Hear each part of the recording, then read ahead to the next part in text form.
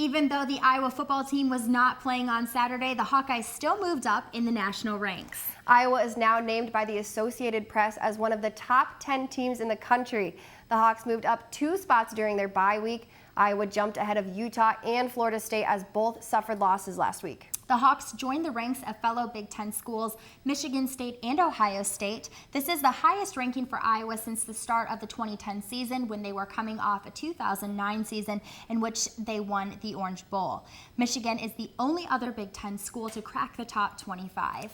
University of Iowa junior defensive back Desmond King was named one of 16 semifinalists for the 2015 Jim Thorpe Award, which is given to the top defensive back in college football. King, a Detroit, Michigan native, leads the Big Ten Conference and ranks second in the nation with 6 interceptions. King has also recorded 22 solo tackles and leads the Hawkeyes with 7 pass breakups. King is a part of a Hawkeye defense that ranks 3rd in the nation in rushing defense, 10th in scoring defense, and 12th in total defense.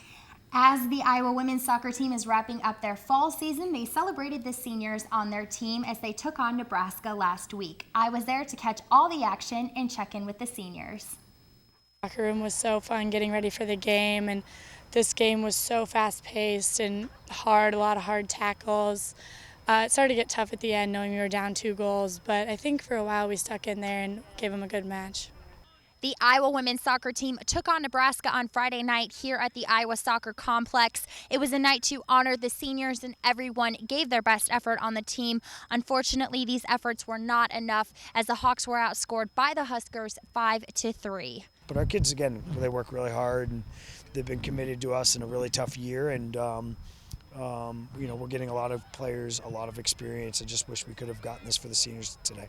The Hawks started off strong as they answered Nebraska's first score with a pair of goals from freshman Hannah Kosha and sophomore Carly Stunkel. I just try to put in my best effort and do whatever I can to try to win.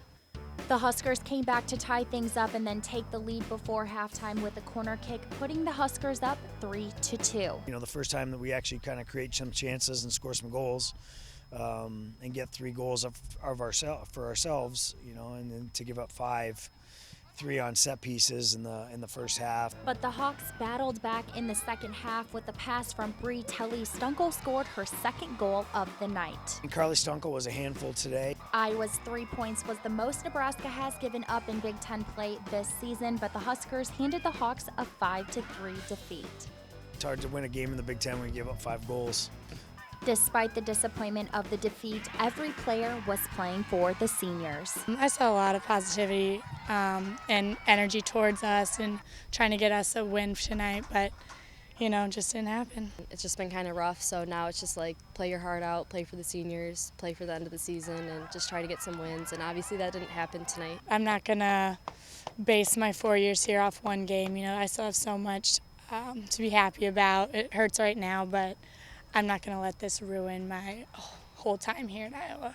All 4 have been cornerstones to our program, and really have been kind of hiding under the 10 seniors that graduated last year. And so this has been a nice opportunity for them to be in the spotlight a little bit.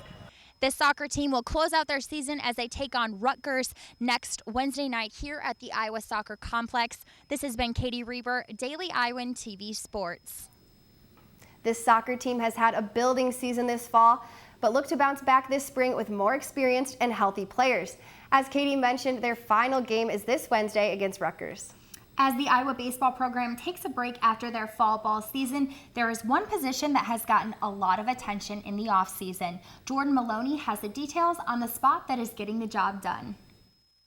When thinking of the strengths of the Iowa baseball team, one position comes into the spotlight: the pitchers. This dominating pitching staff is nothing new for the Hawkeyes. With 14 pitchers returning, the team adds 10 new arms this season, creating an explosive bullpen. The number of quality players we brought in, I think our pitching depth is going to be really good, very similar to last season. We got our closer back in Vandermaten, and then Radke's back, and he can do a nice job in the closer role as well. And we just got a lot of good young guys that need to step up and fill roles, and I think they're going to. In 2015, the pitching staff had a combined total ERA of 2.95.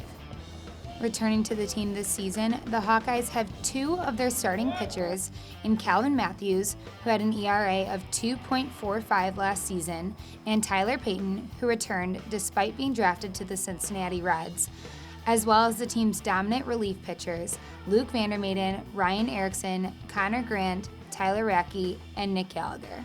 I mean, we got a lot of good freshmen that came in this year that Coach Heller recruited. On the pitching staff, there's a lot of good freshmen that came in and that are going to be in some big situations to start out the year. With 19 right-handed pitchers and 5 left-handed pitchers on the team's roster, the Hawkeyes hope to open up their season with speed and power from the mound. I'm Jordan Maloney with Daily Iowan TV Sports. That pitching staff definitely played a huge role in the team's success last season, but we'll have to wait until February to see them back in action.